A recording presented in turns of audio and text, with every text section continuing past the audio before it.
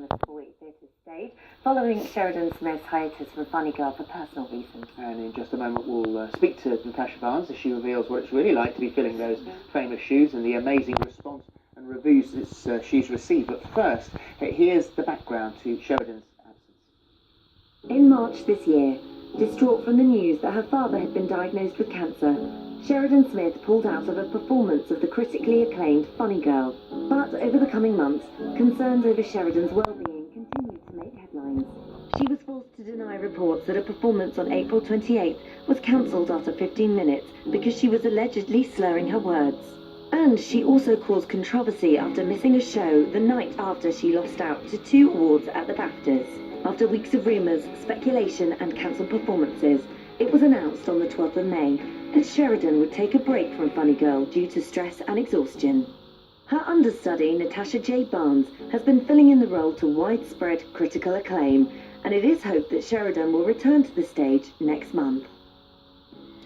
And Natasha joins us now.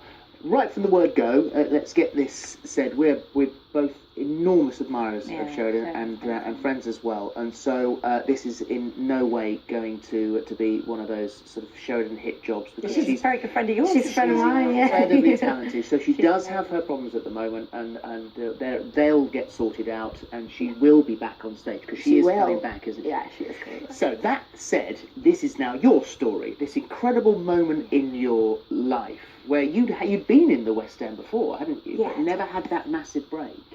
I've been sort of working on and off for 8 years. I think since I was 18 I moved up to London and just sort of been slogging away, and was sort of happy to be Sheridan's understudy for the show. And yours is a very different start in this career because you're not trained, you didn't go to drama school and all that sort of thing. You're pretty much self-taught and have just obviously done it incredibly well. Yeah, I mean, I've been lucky with this part in this show because obviously Sheridan's amazing, and I got to watch her play her dresser in the show when I'm not playing Fanny, and I just get to follow her around everywhere, and it's just been like the best learning curve because to watch somebody like that, you know, I feel like that's almost been my training, is watching Sheridan. From the best. Yeah, when you were called upon to go on that night first time, you hadn't done the show all the way through. No, I hadn't. We'd done sort of snippets of it, but I got told at 7:10. And the show obviously goes up not so long after that, and it was my first thought was, oh God, can I actually do all these songs back to back for that time? And so how did it go? Was it a blur? Yeah, an absolute blur, because you just have to kind of get, if I can get to that bit, if I can get to people, if I can get to Don't Rain on My Parade, then I'll be all right. Oh, massive song. Yeah, huge song. Yeah. How does that affect your voice? Because you've got to, it's not just one performance like, yes, I got through it. This is now your gig. You're doing it night after night. Matinees, 2 shows some days. Yeah, I mean, the nature of an understudy is that you get thrown on, and it's usually for 1 show or 2. And so you give everything you possibly can. You give 110%.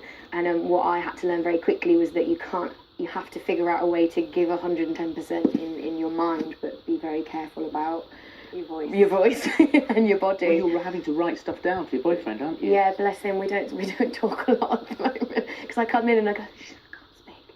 Cup of tea. And that's about it. And that's because you've got to look after really yourself. Careful, It's a bittersweet thing, really, isn't it? Because you're getting the role of your life, and great reviews, amazing reaction from the audience who are coming in and thoroughly enjoying the show, loving your performance. But it's sort of for the wrong reason.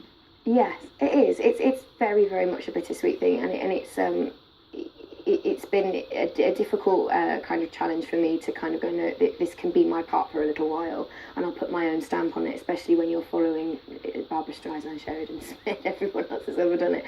Just, it's hard to not think about that when you're on stage, but I just kind of, Sheridan's 10 years older than me nearly, so they're very different anyway by osmosis. They're very different performances, and I feel quite comfortable with that now. And did she give you any advice?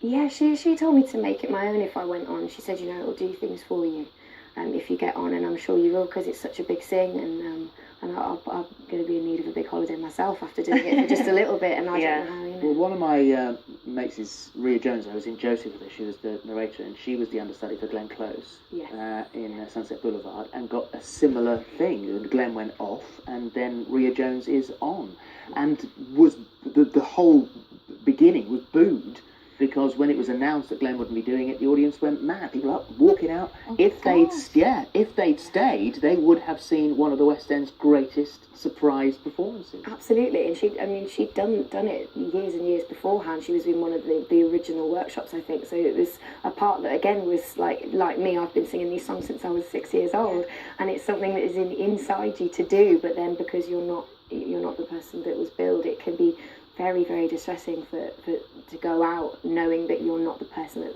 But you've been talking to each other, haven't you? We have on Twitter, I think we're going to meet soon, and because it's been a sort of unprecedented year for understudies. I think it's been because of Ria and because of my situation I find myself in. It's kind of brought to light the fact that they were undiscovered talents, waiting in the wings just to support the show. And that's it's funny because we look down the list and massive